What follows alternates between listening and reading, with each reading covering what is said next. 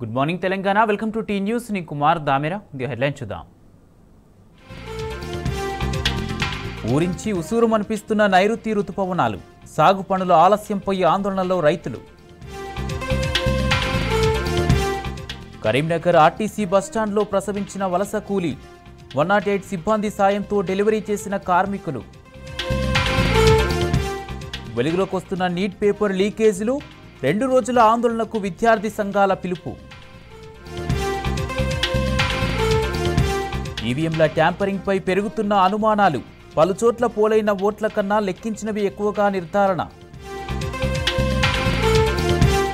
దేశవ్యాప్తంగా బక్రీద్ పండుగ. మసీదులు, దర్గాల్లో ముస్లింల ప్రత్యేక ప్రార్థనలు. రఫాలో పగటిపూట కాల్పుల విరమణ. మానవతా సాయం కోసం ఇజ్రాయెల్ నిర్ణయం. దేశవ్యాప్తంగా బక్రీద్ ప్రత్యేక ప్రార్థనలు జరుగుతున్నాయి. ఢిల్లీ, నోయిడా, కోల్కతా, ముంబై, భువనేశ్వర్, లక్నోలో ముస్లిం సోదరులు భక్తి శ్రద్ధలతో వేడుకలను నిర్వహించుకుంటున్నారు. ఈద్ అల్ అదా సందర్భంగా ప్రధాన నగరాల్లోని ఈద్గాలు, మసీదుల్లో ప్రత్యేక ప్రార్థనలు చేస్తున్నారు. ముస్లిం సోదరులు ఒకరినొకరు ఆలింగనం చేసుకుని పండుగ శుభాకాంక్షలు తెలుపుకుంటున్నారు. ఈ సందర్భంగా ప్రధాని మోడీ దేశవ్యాప్తంగా ఉన్న ముస్లిం సోదరులకు బక్రీద్ శుభాకాంక్షలు తెలియజేశారు. త్యాగానికి గుర్తుగా నిర్వహించుకునే ఈ పండుగ సమాజంలోని వివిధ వర్గాల మధ్య జాలి, దయ, కరుణ అనే స్ఫూర్తిని నింపుతుందని ఆశాభావం వ్యక్తం చేశారు.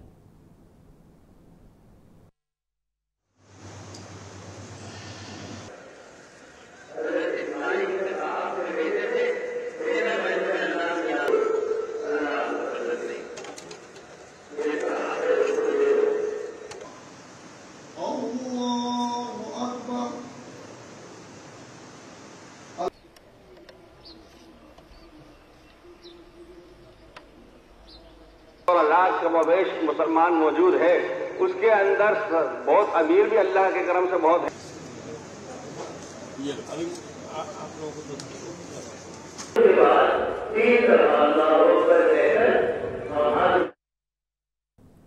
త్యాగ నిరతికి ప్రతీకగా జరుపుకునే బక్రీద్ సందర్భంగా బీఆర్ఎస్ అధినేత కేసీఆర్ ముస్లింలకు శుభాకాంక్షలు తెలిపారు. దైవాజ్ఞను అనుసరించి సమాజ హితం కోరి ప్రతి మానవుడు నిస్వార్థ సేవలను అందించాలనే సందేశం బక్రీద్ మనకు అందిస్తుందని కేసీఆర్ తెలిపారు. తమకు కలిగిన దాంట్లో ఎంతో కొంత ఇతరులకు పంచడమే దాతృత్వ స్వభావాన్ని బక్రీద్ పండుగ ద్వారా నేర్చుకోవాలని అన్నారు.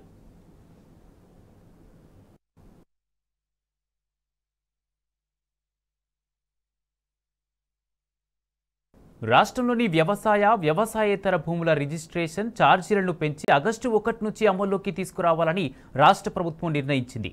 ఈ నిర్ణయంపై రియల్ ఎస్టేట్ రంగం ప్రముఖులు, మార్కెట్ నిపుణులు విస్మయం వ్యక్తం చేస్తున్నారు.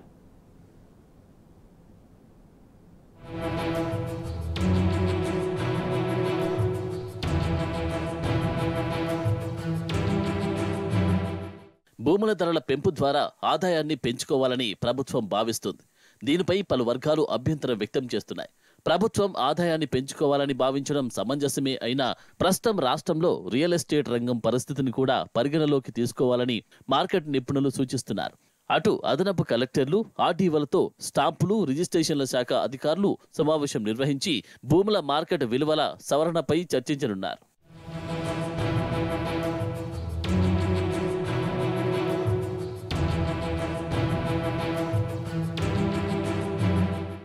గ్రామీణ ప్రాంతాల్లో పరిశ్రమలు, సెజ్లు, ఇతర వాణిజ్య కార్యకలాపాలు ఎక్కువగా ఉండి భూముల ధరలు క్రమంగా తగ్గుతున్న గ్రామాలను గుర్తిస్తారు. జాతీయ, రాష్ట్ర రహదారులకు సమీపంలో ఉన్న గ్రామాలను ప్రత్యేకంగా పరిగణిస్తారు. ఆయా ప్రాంతాల్లో వ్యవసాయేతర భూముల బహిరంగ ధరలను లెక్కలోకి తీసుకొని మార్కెట్ విలువను సవరిస్తారు. వ్యవసాయ భూములకు సంబంధించి రెవెన్యూ, పంచాయతీ అధికారుల నుంచి వివరాలు సేకరించి ధరలను నిర్ణయిస్తారు. పట్టణ ప్రాంతాల్లో వాణిజ్య ప్రాంతాలు, ప్రధాన రహదారులు, కాలనీలు, వసతులు, అంతర్గత సదుపాయాలు, మౌలిక వసతులు వంటి పరిగణలోకి తీసుకొని ప్రాంతాల వారీగా విలువలను నిర్ణయిస్తారు.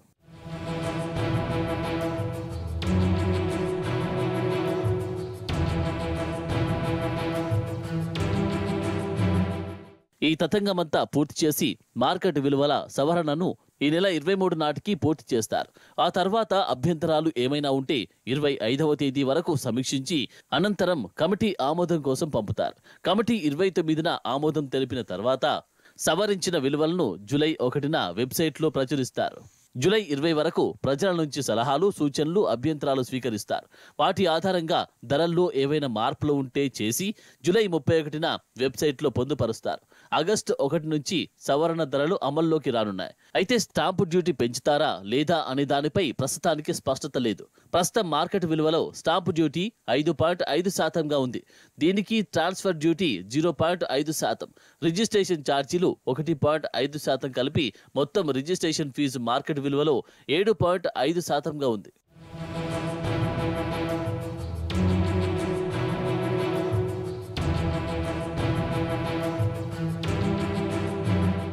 మార్కెట్ ధరలను కనిష్టంగా 20%, గరిష్టంగా 40% వరకు సవరించే అవకాశం ఉన్నట్టు తెలుస్తోంది.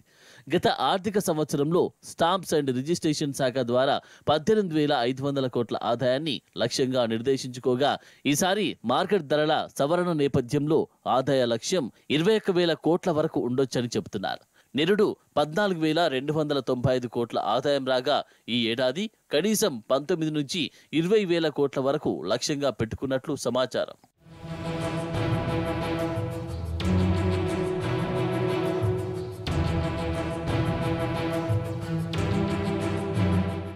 రాష్ట్ర ప్రభుత్వ నిర్ణయంతో రియల్ ఎస్టేట్ రంగంపై ప్రభావం పడే అవకాశం ఉందని వ్యాపారులు, మార్కెట్ నిపుణులు ఆందోళన వ్యక్తం చేస్తున్నారు. బహిరంగ మార్కెట్లో భూముల విలువ భారీగా పెరిగినప్పుడు, క్రయ విక్రయాలు జోరు మీద ఉన్నప్పుడు ఇలాంటి నిర్ణయాలు తీసుకుంటే పెద్దగా ప్రభావం కనిపించదని చెబుతున్నారు. కానీ రాష్ట్రంలో గత ఏడాది సెప్టెంబర్ నుంచి వరుసగా ఎన్నికలు, కొత్త ప్రభుత్వాలు, ఎన్నికల కోడ్ వంటి పరిణామాలు, ఇతర కారణాలతో రియల్ ఎస్టేట్ రంగం స్తబ్దుగా ఉందని అంటున్నారు. గత ఆర్థిక సంవత్సరంతో పోల్చితే ఈ ఏడాది మొదటి 2 నెలల్లో రిజిస్ట్రేషన్ల సంఖ్య సగటున 23% తగ్గింది. గత 3 నెలల్లోనే 20% తగ్గుదల ఉందని నిపుణులు చెబుతున్నారు. కాబట్టి మార్కెట్కు జోష్ వచ్చేలా చేసి ఆ తర్వాత ధరలు సవరించాలని, లేదంటే ఇబ్బందులు తప్పవని హెచ్చరిస్తున్నారు.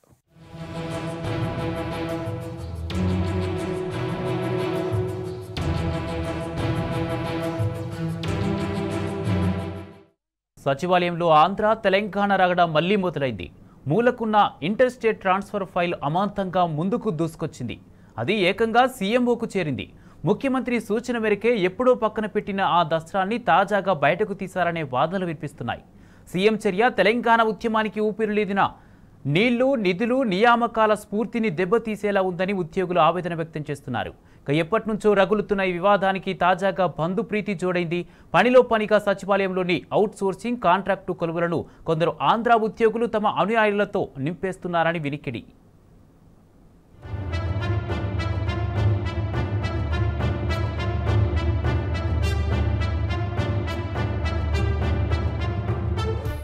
ఆంధ్రప్రదేశ్లో చంద్రబాబు అధికారంలోకి వస్తే ఆయన శిష్యుడు రేవంత్ రెడ్డి సీఎంగా ఉన్న తెలంగాణ ఆగమైపోతుందనే వాదనలు మనం రోజు వింటున్నాం. వినడం కాదు, త్వరలో అవి నిజమయ్యే సంకేతాలు కూడా కనిపిస్తున్నాయి అంటున్నారు సచివాలయ ఉద్యోగులు. అప్పట్లో 2 రాష్ట్రాల మధ్య ఆంధ్రప్రదేశ్ పునర్విభజన చట్టం 2014 ప్రకారం 5,842 దామాషాలో కమల్నాథన్ కమిటీ ఆధ్వర్యంలో ఉద్యోగుల విభజన జరిగింది. తెలంగాణ ఏర్పడిన కొత్తలో ఈ విభజన చట్టం కోసం 2 రాష్ట్రాల అధికారులు కొన్ని మార్గదర్శకాలను నిర్దేశించుకున్నారు. ఆ మేరకు ఇరు పక్షాల ఒప్పుకోలుతో స్థానికత ఆధారంగా లేదా భార్యాభర్తలైతే ఇంటర్ స్టేట్ ట్రాన్స్ఫర్స్ కు అనుమతించేలా గైడ్ లైన్ ను నిర్దేశించారు. అయితే 2021లో ఉద్యోగుల విభజన ప్రక్రియ పూర్తయిన తర్వాత మార్గదర్శకాల్లో పేర్కొన్న మినహాయింపుల మేరకు మరో 1800 ఆర్జీలు తెలంగాణ కోసం 1350 దరఖాస్తులు ఇక్కడి నుంచి ఆంధ్రకు వెళ్లడానికి ఆమోదం పొందాయి. అంటే 450 మంది ఉద్యోగులు అదనంగా ఏపీ నుంచి తెలంగాణకు వస్తారన్నమాట. ఆ 1800 మందిలో అత్యధికులు ఆంధ్ర నేటివిటీ ఉన్నవాళ్లే అనేది తెలంగాణ ఉద్యోగుల ఆక్షేపణ.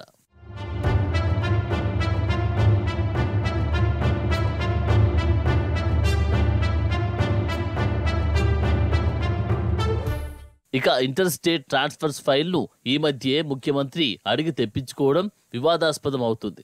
అది ఏపీ నుంచి తెలంగాణకు రావడానికి ఆమోదం పొందిన 1800 మందిలో 87 మంది ఉద్యోగులు సచివాలయానికి రావడం కోసం పెట్టుకున్న ఆర్జీల తాలూకు దస్తరం. వీటిలో ఒక జేఎస్, 2 డిఎస్లు, 11 మంది సహాయ కార్యదర్శులు, 40 మంది సెక్షన్ ఆఫీసర్లు, 19 మంది అసిస్టెంట్ సెక్షన్ ఆఫీసర్లు ఆ కింది స్థాయి ఉద్యోగులు ఉన్నారని సమాచారం. తెలంగాణకు రావడం కోసం దరఖాస్తు చేసుకున్న ఈ 87 మందిలో 10 మంది మాత్రమే ఇక్కడి స్థానికత ఉన్నవాళ్ళు. మిగిలిన వాళ్ళంతా ఆంధ్రప్రదేశ్ నేటివిటికి చెందిన వాళ్లే. అదే సమయంలో తెలంగాణ నుంచి ఆంధ్రాకు వెళ్ళడానికి కేవలం ఒక్క దరఖాస్తు మాత్రమే వచ్చింది. అందుకే తప్పిదారి వాళ్ల పట్ల సీఎం రేవంత్ ఎలాంటి సానుకూల నిర్ణయం తీసుకున్నా అది అన్యాయంగా మా నోలలో మట్టి కొట్టడమే అనేది ఎంప్లాయీస్ వాదన. ఆంధ్రులు వచ్చి తిష్ట వేస్తే ఆ ప్రభావం సెక్రటేరియట్లోని 500 మంది పదోన్నతులపై పడుతుందనేది వాళ్ళ ఆవేదన. మరి నా రూటే వేరు అంటూ అన్ని రివర్స్ నిర్ణయాలు తీసుకుంటున్న సీఎం రేవంత్ రెడ్డి ఆ దిశలో అడుగు వేస్తే అది చినికి గాలివానలా మారి మళ్ళా తెలంగాణ ఆంధ్ర విభేదాలు బగ్గుమనడం ఖాయం. అయితే ఈ ప్రతిపాదనను ప్రాథమిక దశలోనే నిలిపివేయాలనేది ఎంప్లాయీస్ డిమాండ్.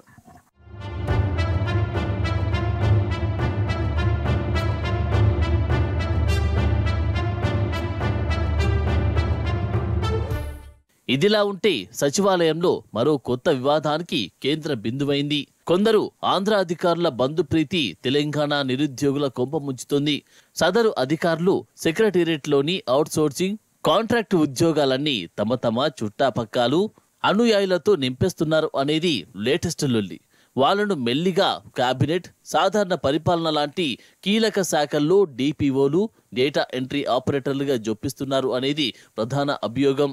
అలా ఈ మధ్యకాలంలో ఒక జీఏడీలోనే కొత్తగా 118 మంది డిఏఓలు, డిపిఓలు చేరారు. ఫైళ్ల కదలిక మొదలు తెర వెనుక లావాదేవీలు, ఆమ్యామ్యాల తతంగం వరకు పెత్తనమంతా వీళ్లదే అన్నది సెక్రటేరియట్లో టాక్. ఒకవేళ తాత్కాలిక ఉద్యోగులు తెలంగాణ వాళ్ళైతే ఆంధ్ర అధికారులు వాళ్లను వాళ్ళ ఇళ్లల్లో సొంత పనుల కోసం వాడుకుంటున్నారు అనేది మరో వివాదాస్పద కోణం. ఇక ముఖ్యమైన కొన్ని సెక్షన్లలో ఆంధ్ర అధికారులే కీలక పదవుల్లో ఉన్నారట. అక్కడ పనిచేసే అధికారులకు బేసిక్ పే మీద అదనంగా 30% అలవెన్స్ లభిస్తుందని వినికిడి. అందుకే తెలంగాణ వాళ్ళు ఆ పోస్టుల్లోకి రాకుండా లాబియింగ్ చేస్తూ ఆ అవకాశం దక్కకుండా చేస్తున్నారు అనేది కొందరు ఉద్యోగుల ఆరోపణ.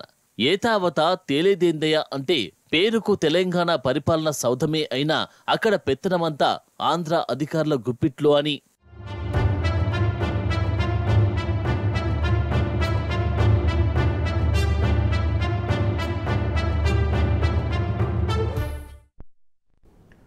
వైఎస్ జగన్ ఇంటి ముందు నిర్మాణాల కూల్చివేత వ్యవహారంలో ఒక ఐఏఎస్పై బదిలీ వేటు వేయడం బ్యూరోక్రాట్స్లో హాట్ టాపిక్గా మారింది.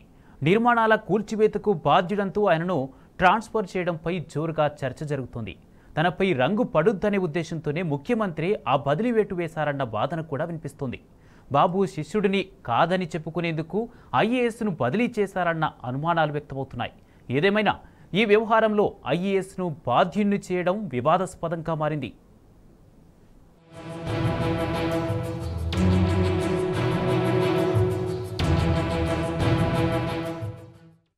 వైఎస్ జగన్ ఇంటి ముందు నిర్మాణాల కూల్చివేత అంశం ఒక్కసారిగా హాట్ టాపిక్ గా మారింది.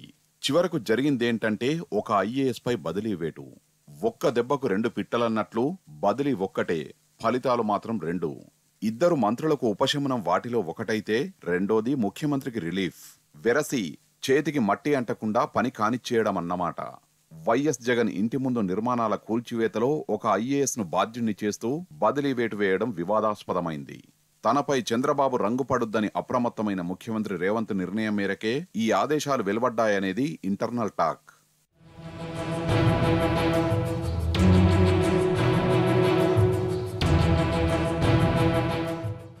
గత పాలనపై సమీక్షలు, ప్రత్యర్థులపై కక్ష సాధింపులతో కాలం వెళ్లదీస్తున్న కాంగ్రెస్ పాలకులు తాజాగా బ్యూరోక్రాట్ల విశ్వాసాన్ని కూడా కోల్పోయే స్థితికి చేరారు. రాజధాని జూబ్లీహిల్స్ లో ఆంధ్రప్రదేశ్ మాజీ సీఎం వైఎస్ జగన్ నివాసం ముందున్న అక్రమ నిర్మాణాల కూల్చివేత తర్వాత జరుగుతున్న పరిణామాలే అందుకు ఉదాహరణ అంటున్నాయి అధికారిక వర్గాలు. ఉన్నతాధికారులకు తెలియకుండా GHMC Khairatabad zonal commissioner Hemanth ఆ చర్యలకు పాల్పడ్డారంటూ బదిలీ వేటు వేయడం వివాదాస్పదమవుతోంది. పొలిటికల్ ఎగ్జిక్యూటివ్ ప్రమేయం లేకుండా ఒక ఆల్ ఇండియా సర్వీసెస్ అధికారి ఈ పని చేయడానికి సాహసిస్తాడా? అందున సాక్షాత్తు ఒక మాజీ సీఎం వ్యవహారంలో తలదూరుస్తాడా అన్న చర్చ జరుగుతోంది.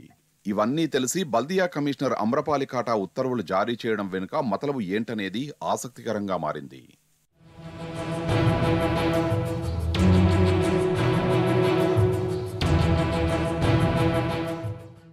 జగన్ ఇంటికి సమీపంలో నివాసం ఉంటున్న ఒక మంత్రి ఆదేశాల మేరకే నిర్మాణాల కూల్చివేత జరిగిందనేది ఒక వాదన. ఆయన కాన్వాయ్ సాఫీగా వెళ్లడానికి ఆ నిర్మాణాలు అడ్డుగా ఉన్నాయని, అందుకే సదరు మంత్రి వాటిని తొలగించాలని జోనల్ కమిషనర్ హేమంత్ను పురమాయించినట్లు సమాచారం. ఇక ఈ వ్యవహారంలో మొన్న ఎన్నికల ముందు కాంగ్రెస్ లో చేరిన మరో సీనియర్ మంత్రి పాత్ర కూడా ఉందనేది మరో వర్షన్. సీఎం రేవంత్ కు తెలియకుండా ఈ పరిణామాలు చోటు చేసుకున్నాయనేది ఆయన వర్గీయుల కామెంట్. ఏపీలో చంద్రబాబు అధికారంలోకి వచ్చిన తర్వాత హైదరాబాద్లో ఈ తతంగం జరగడం తీవ్ర చర్చనీయాంశమైంది. ఆయన ప్రోద్బలంతోనే తెలంగాణ సర్కార్ ఈ చర్యకు ఒడిగట్టిందనేది అపవాదు. దీంతో స్వతహాగా చంద్రబాబు శిష్యుడైన ముఖ్యమంత్రి రేవంత్ రెడ్డి ఆ రంగు తనపై పడుద్దని భావించినట్లు వినికిడి. అందుకే ఇష్యూ తన మెడకు చుట్టుకోకముందే అప్రమత్తమై ఆ జోనల్ కమిషనర్ పై బదిలీ వేటు వేశారట.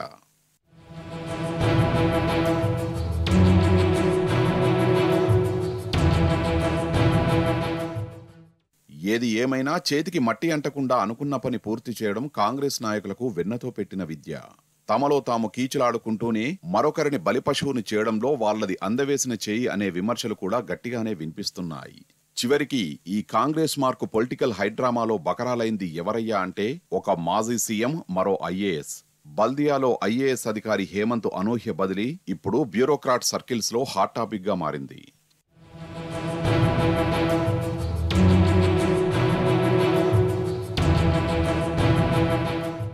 రేవంత్ పాలనలో రైతన్న పరిస్థితి అరణ్య రోదనగా మారింది. వానాకాలం సీజన్ ప్రారంభమై రోజులు గడుస్తున్నా రైతు భరోసాపై ప్రభుత్వం నుంచి ఉలుకు పలుకు లేదు. దీంతో తెలంగాణ రైతాంగమంతా ఆందోళనలో పడింది. పెట్టుబడి సాయం కోసం ఎదురు చూడలేక వడ్డీ వ్యాపారులను ఆశ్రయించి అప్పుల పాలవుతోంది. సకాలంలో అందని సాయం వ్యర్థమని అన్నదాతలంతా మండిపడుతున్నారు.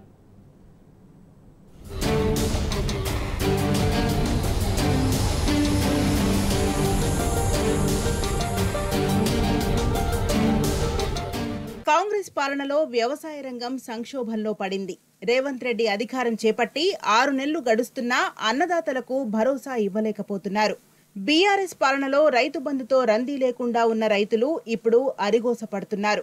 ప్రభుత్వం చేయూత లేక పరేషాన్ అవుతున్నారు. వానాకాలం సాగు పనులు ప్రారంభమైన రైతు భరోసాపై సర్కార్ కనీసం ప్రకటన కూడా చేయకపోవడాన్ని నాగర్ కర్నూలు జిల్లా రైతులు తీవ్రంగా ఖండిస్తున్నారు.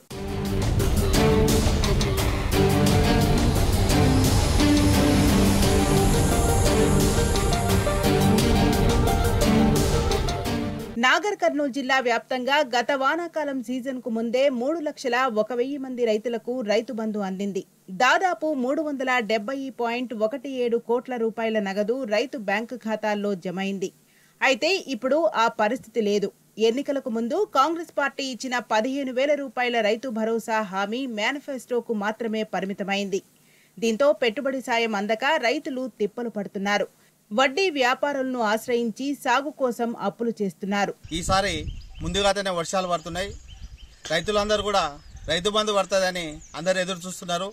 కానీ ఇంతవరకు రైతు బంధు ఊసే ఆయన ఏం మాట్లాడతలేడు. ఇంకొకటి, ఈరోజు విత్తనాలు తెచ్చుకోవాలంటే రైతులతో డబ్బులు లేవు. ఎందుకంటే పోయినసారి కరువు లేక ఉన్నది. ఈసారన్నా తొలకరి వానాలు ముందుగా పడుతున్నాయి. పెట్టుబడి సాయంగా గవర్నమెంట్ ఇస్తుందని అనుకుంటున్నారు. కాంగ్రెస్ గవర్నమెంట్ వచ్చింది, ఇస్తుంది అనుకుంటున్నారు. కానీ ఏది లేదు, ఇంతవరకు కూడా ఆ ఊపే లేదు. మల్లేశ్వరం రైతుల మేము కాంగ్రెస్ ప్రభుత్వం ఏం చెప్పిందంటే మీ ఊరు రాళ్ళు తీసిపెట్టి రేగాళ్ళు చేస్తామని చెప్పిండు. వాని బతుకుదేరు చిప్ప బతుకుదేరు ఏంది లేదు, ఊకే చెప్పేకాడికే చెప్పిండు. రైతులు వాని ముఖం చూసుకుంటూ వాని మట్టి తిరుక్కుంటూనే చేసినాం. కానీ కాంగ్రెస్ అని మొత్తం దొంగ ఓట్లు వేయించుకొని ఆడ బతికిన నాయన్లు. ఇప్పుడు ఇచ్చే బతుకుదేరు కన్నా మాకు 5,000 చూపించేటోడని ఇయ్యారని ఏమో బతుకుతాము.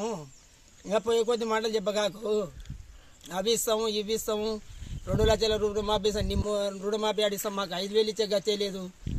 టీవీలలో చెప్తుంటాడు, దాంట్లో చెప్తాడు, ముఖం ముడుచుకొని ఇంట్లో పండుకొట్టి ఏమైతుంది కొన్ని రోజులు. కాంగ్రెస్ ప్రభుత్వం స్పందించకుండా రైతు భరోసా కింద 7,500 ఇస్తున్నారు.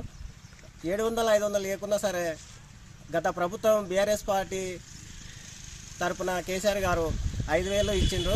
ప్రతి 6 నెలలకు ఒకసారి, సంవత్సరానికి 10,000 చొప్పున.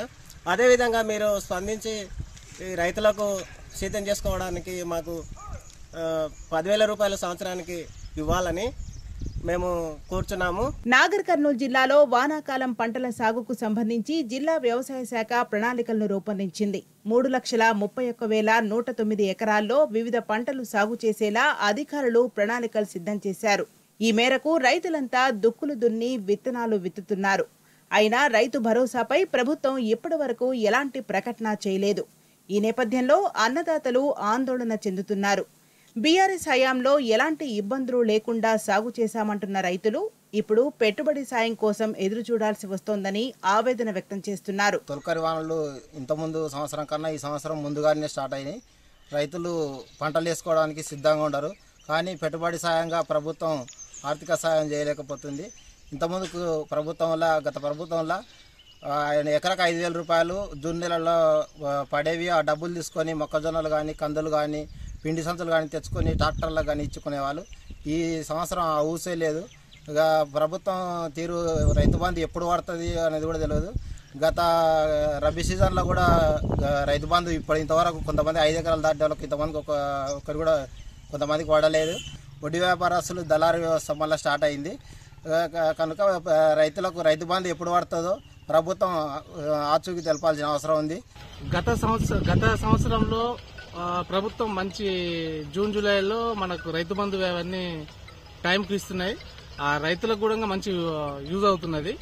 ఎందుకంటే విత్తనాలు కొనడం, పట్లేరు కొనడం ఇవన్నీ యూజ్ అవుతున్నది. ఈసారి కూడా ఈ కాంగ్రెస్ ప్రభుత్వంలో మనకు ఇంకా జూన్లో పేమెంట్ రావాలి, ఇంకా రాలేదు.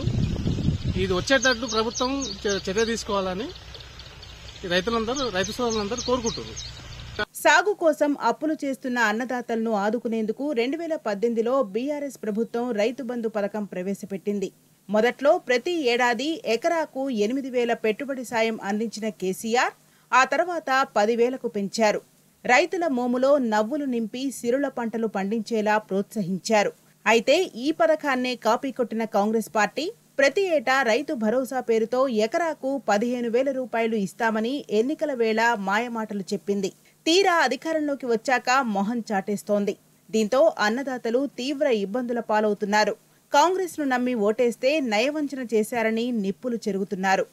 కాంగ్రెస్ ప్రభుత్వం అధికారంలోకి రాగానే రైతులను అన్ని విధాలా ఆదుకుంటానని చెప్పింది. కేసీఆర్ ఇచ్చే రైతు బంధు కాదు, రైతులకు రైతు భరోసా కల్పిస్తానని చెప్పింది. కేసీఆర్ ఇచ్చే 10,000 సంవత్సరానికి ఆర్థిక సహాయం కాదు, 15,000 అందిస్తానని చెప్పింది. వానాకాలం వర్షాలు సమృద్ధిగా కురుస్తున్నా ఇప్పటి వరకు రైతు భరోసా ఊసేలేదు. దేవుడు కనికరించిన పూజారి అడ్డుపడినట్టుగా ఇప్పటి వరకు రైతులు దుక్కులు దున్ని విత్తనాలు వేసుకునే సమయం వర్షాలు సమృద్ధిగా ఉండడంతో చేస్తున్నటువంటి పరిస్థితి. రైతు భరోసా సహాయం, ఆర్థిక సహాయం అందకపోవడంతో రైతులు అయోమయ పరిస్థితిలో పడ్డారు. ఇప్పటికీ ఖర్చులు అంటే వ్యవసాయ ఖర్చులు ఎల్లకపోవడంతో వడ్డీ వ్యాపారుల దగ్గరికి పరిగెత్తుకొని వడ్డీ వ్యాపారులకు తెచ్చుకొని వ్యవసాయం చేసుకునే పరిస్థితికి వచ్చింది. ఇప్పటికైనా కాంగ్రెస్ ప్రభుత్వం కనికరించి రైతులకు రైతు భరోసా ఆర్థిక సహాయం 15,000 అందించి ఆదుకోవాలని చెప్పేసి ఇక్కడ నాగర్ కర్నూలు రైతులు కోరుతున్న పరిస్థితి కనిపిస్తూ ఉంది. వీడియో జర్నలిస్ట్ రామకృష్ణతో శేఖరాచారి, టీ న్యూస్, నాగర్ కర్నూలు జిల్లా. హైదరాబాద్లో బైక్ స్టంట్లు సర్వసాధారణమయ్యాయి. రద్దీగా ఉండే ఐటీ హబ్ ఏరియా అంతటా బైక్ స్టంట్లు దడ పుట్టిస్తున్నాయి. వీకెండ్ హాయిగా బయటకు వద్దామనుకునే ఫ్యామిలీలకు రేసింగ్లు బెదిరిపోయేలా చేస్తున్నాయి. పోలీసుల పెట్రోలింగ్లు సైతం లెక్క చేయని రేసింగ్ గ్యాంగ్పై టీ న్యూస్ ప్రత్యేక కథనం.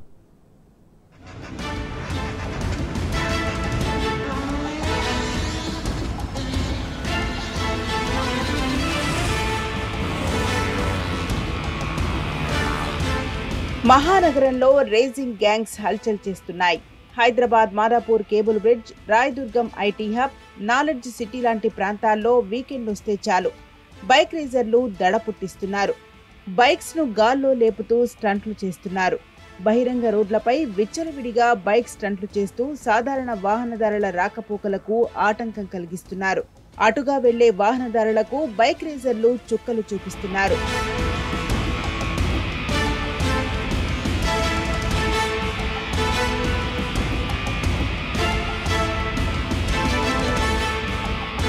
ప్రశాంతత కోసం వీకెండ్ హాయిగా కేబుల్ బ్రిడ్జ్ వీక్షణకు వెళ్లాలనుకునే జనాలకు ఆ చోట అడుగు పెట్టనివ్వకుండా బైక్ స్టంట్లు చేస్తున్నారు.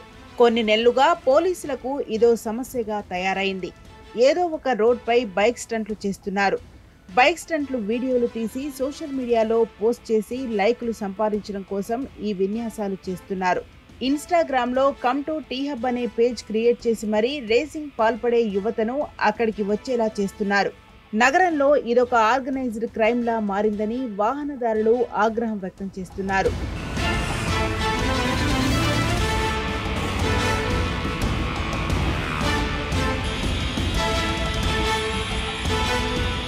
బైక్ రేసింగ్లను అడ్డుకునేందుకు పోలీసులు తీవ్రంగా శ్రమిస్తున్నప్పటికీ ఫలితాలు మాత్రం కనిపించడం లేదు. బైక్ రేసింగ్లకు పాల్పడిన వారిపై ఇప్పటికే రాయదుర్గం పోలీసులు చర్యలు ప్రారంభించామని చెబుతున్నారు. గత వారం 50 మంది బైక్ స్టంట్లు చేసేవారిపై ర్యాష్ డ్రైవింగ్, నెగ్లిజెన్స్, మోటార్ వాహన చట్టాల కింద కేసులు నమోదు చేశామన్నారు. యువత బైక్ స్టంట్లు చేసేటప్పుడు పట్టు తప్పితే ప్రాణాలు కోల్పోతారని పోలీసులు హెచ్చరిస్తున్నారు. తల్లిదండ్రులైనా పిల్లలు చేసే పనుల మీద దృష్టి పెట్టాలని వారు సూచిస్తున్నారు.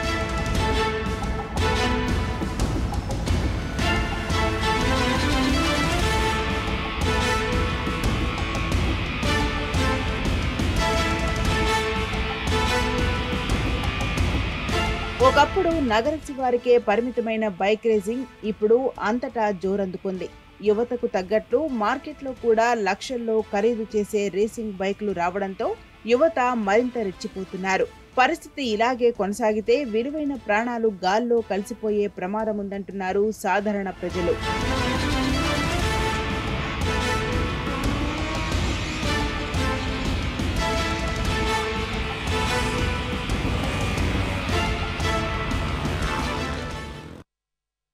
బక్రీద్ పర్వదినం సందర్భంగా చార్మినార్ దగ్గర మక్కా మసీదులో ముస్లింలు ప్రత్యేక ప్రార్థనలు చేస్తున్నారు. లైవ్ చూద్దాం.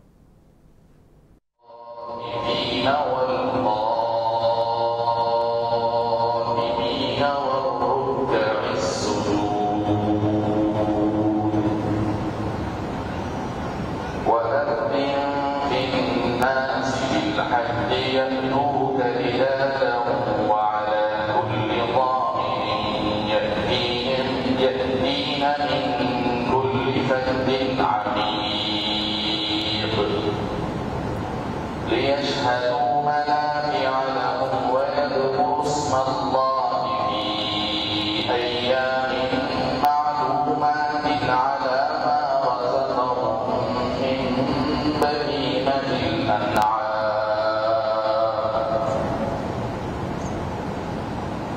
فكلوا منها وأطعموا البائس الفقير ثم ليقضوا تفثهم وليوفوا نذورهم وليطوفوا بالبيت العتيق. الله أكبر الله أكبر.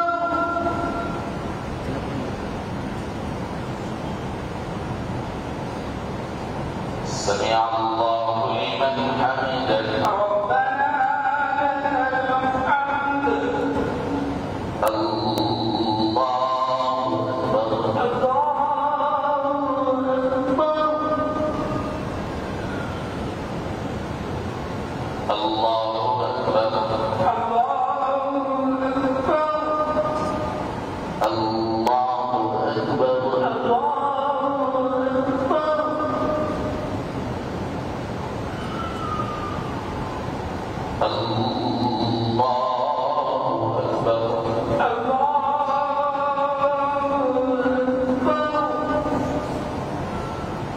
الحمد لله رب العالمين الرحمن الرحيم مالك يوم الدين إياك نعبد وإياك نستعين اهدنا الصراط المستقيم صراط الذين أنعمت عليهم غير المغضوب عليهم ولا الضالين.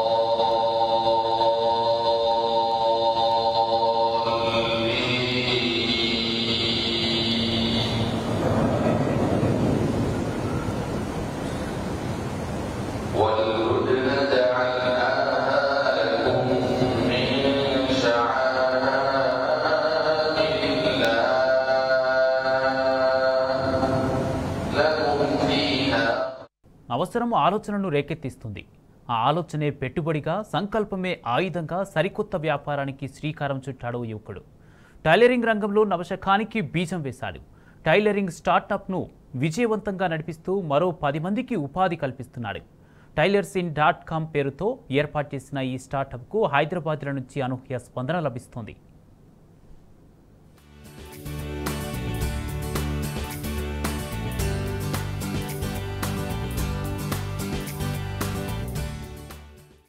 ప్రస్తుతం ఫార్మా, ఫుడ్, వాహనాలు తదితర రంగాలకు చెందిన స్టార్టప్స్ విజయవంతంగా నడుస్తున్నాయి. టైలరింగ్లో స్టార్టప్ అనేది ఎప్పుడూ వినలేదు. కానీ వినూత్నంగా టైలరింగ్ రంగంలో స్టార్టప్ను ఏర్పాటు చేసి సరికొత్త అధ్యాయానికి నాంది పలికాడు నగేష్ అనే యువకుడు. అసాధ్యమనుకున్న టైలరింగ్ స్టార్టప్ను సుసాధ్యం చేసి 10 మందికి ఉపాధి కల్పిస్తూ అందరి ప్రశంసలు పొందుతున్నాడు. హైదరాబాద్లో స్థిరపడిన నగేష్ ఇంజనీరింగ్ చేశాడు. పలు కంపెనీల్లో ఇతను ఉద్యోగం చేశాడు. ఉద్యోగం అంటేనే ఎదుగు బొదుగు లేని జీవితం. జీవితంలో ఎదగాలంటే ఒకరిద్దరి దగ్గర ఉద్యోగం చేస్తే సాధ్యం కాదని, అందుకే వ్యాపారం చేయాలనుకున్నాడు. కానీ పెట్టుబడి లేక ఆ ఆలోచనను విరమించుకున్నాడు. ఈ క్రమంలోనే 2020లో కోవిడ్ మహమ్మారి ముంచుకొచ్చింది. జనాల జీవితాలను అతలాకుతలం చేసింది. ఎన్నో కంపెనీలు ఉద్యోగుల్ని ఇంటికి పంపేశాయి. వ్యాపారాలు కూడా దెబ్బతిన్నాయి. ఇలాంటి సమయంలో ఏదైనా వ్యాపారం చేయాలని నిర్ణయించుకున్నాడు నగేష్. ప్రజల అవసరాలు తీర్చే స్టార్టప్ను తీసుకురావాలని ఆలోచించాడు. ఆ ఆలోచనలోంచి పుట్టిందే టైలరింగ్ స్టార్టప్. ఆన్లైన్లో టైలరింగ్ సేవలు అందించే వ్యవస్థ హైదరాబాద్లో లేదని గుర్తించాడు. అనుకున్నదే తడవుగా రీసెర్చ్ చేశాడు. ఇక రంగంలోకి దిగాలని నిర్ణయించుకొని అప్పటి వరకు ఉన్న జాబ్కు రిజైన్ చేశాడు. టైలరింగ్ రంగంలోనే సరికొత్తగా TailersIn.comకు శ్రీకారం చుట్టాడు.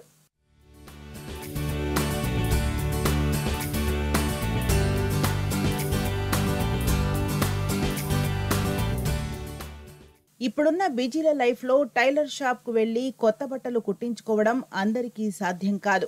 అలా అని రెడీమేడ్ తీసుకుందామంటే కొందరికి సెట్ కావు. ఇలాంటి ఇబ్బందులు లేకుండా TailersIn.com సంస్థ అద్భుతమైన సేవలు అందిస్తోంది.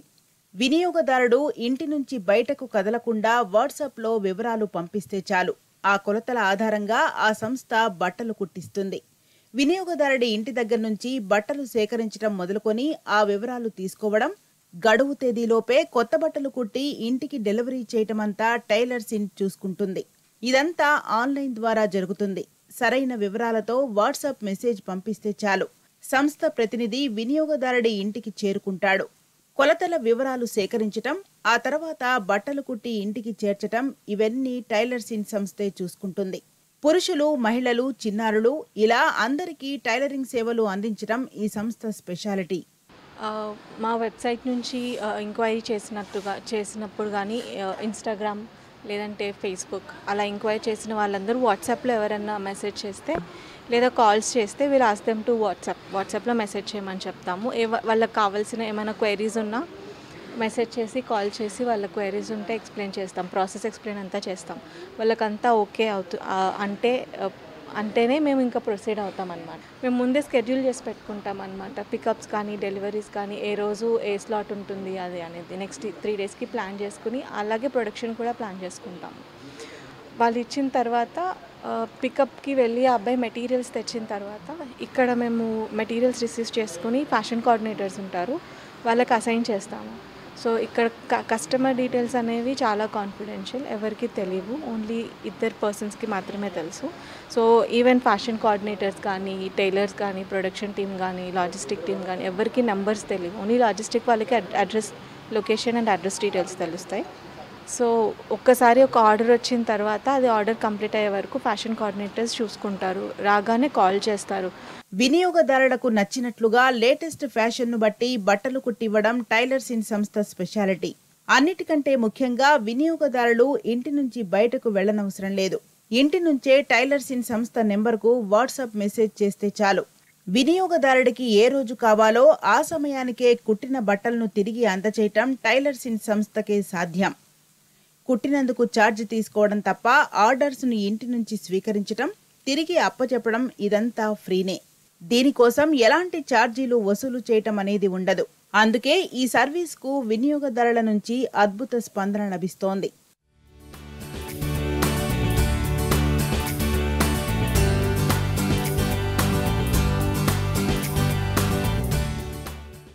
టైలర్సిన్.com లో నిపుణులైన టైలర్లుంటారు.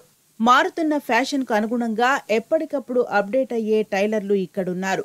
అందుకే ఒక్కసారి ఇక్కడికొచ్చిన వినియోగదారుడు మళ్లీ వీళ్లకే ఆర్డర్ ఇస్తుంటారు. అదే టైలర్సిన్.com విజయ రహస్యమని చెప్పక తప్పదు. నా పేరు నగేష్ అండి. టైలర్సిన్.com అన్నది 2020 కోవిడ్ ఆ టైంలో ముందున ర్యాండమ్గా ఏదో ఆలోచిస్తున్నాం, ఇది మొదలు పెట్టాలి అది మొదలు పెట్టాలని.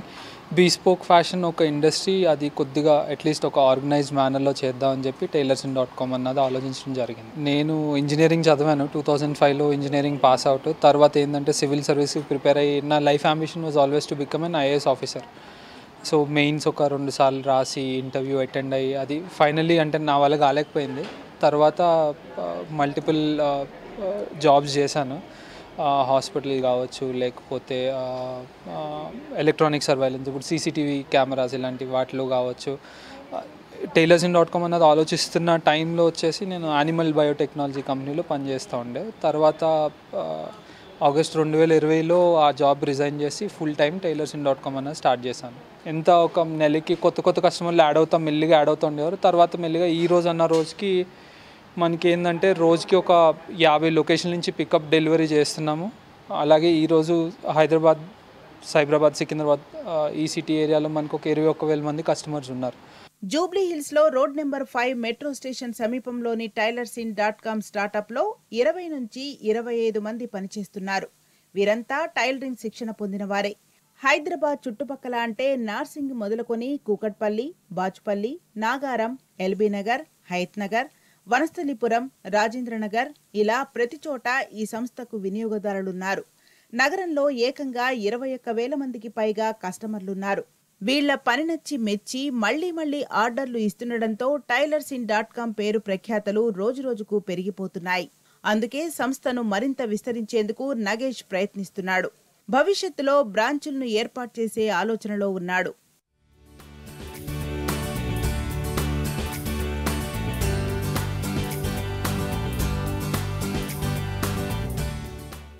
వాట్సాప్, ఇన్స్టా, ఫేస్బుక్ ద్వారా చాలా మంది వినియోగదారులు టైలర్సిన్.comను సంప్రదిస్తారు.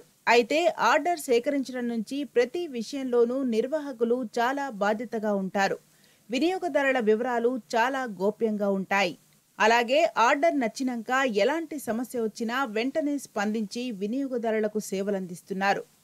ఇక్కడ వచ్చి సంవత్సరం నుంచి హెమ్మింగ్ చేస్తున్నాను. వర్క్ కూడా బాగుంటుంది బాగానండి. అందరూ కస్టమర్లు మంచిగా వస్తారు, మంచిగా వెళ్తారండి. అన్నీ మంచిగా ఉన్నాయని కస్టమర్లు అన్నీ తెచ్చుకుని వెళ్తున్నారు. మేము పీకో చేస్తాము, ఫాల్స్లు కుడతామండి, చీరలకు ముళ్ళు వేస్తాము, బటన్స్ వేస్తాము, అన్నీ కుడతామండి. మరి మేము మొత్తానికి నగేష్ ఆలోచనలోంచి పుట్టిన టైలర్సిన్.com వినియోగదారులకు అద్భుతమైన సేవలందిస్తూ విజయవంతంగా ముందుకెళ్తోంది. నగేష్ కృషి, పట్టుదల వల్లే ఇది సాధ్యమైంది. ఓ చిన్న స్టార్టప్ గా మొదలైన సంస్థ ఇప్పుడు వేలాది మందికి సేవ చేస్తోంది. టైలర్సిన్ సంస్థ భవిష్యత్తులో మరింత పేరు ప్రఖ్యాతలు సంపాదించాలని కోరుకుందాం. ఆలోచనే పెట్టుబడిగా, సంకల్పమే ఆయుధంగా వ్యాపార రంగంలో అడిగేశాడు ఆ యువకుడు.